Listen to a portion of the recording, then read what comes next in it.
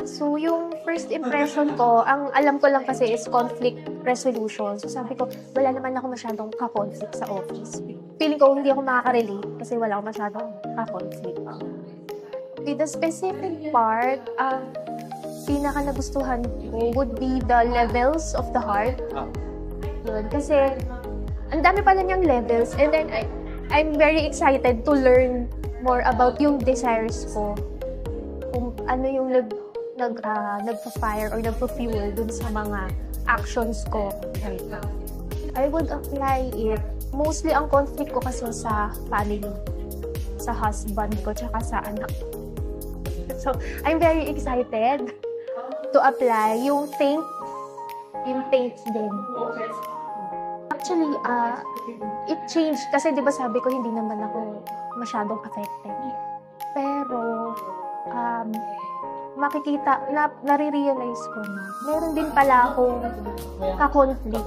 Pero hindi ko lang siya ina-address, ina-avoid ko pala siya.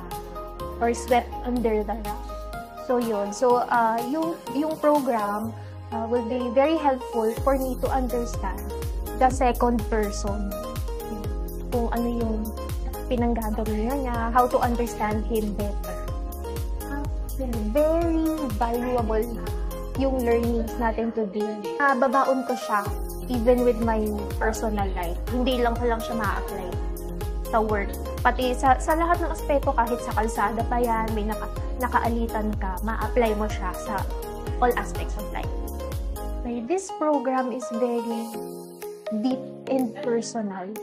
Kasi huhukayin mo talaga yung pinanggagalingan mo at saka nung ka-conflict mo. I would recommend this program to others kasi conflict is hindi siya maiiwasan.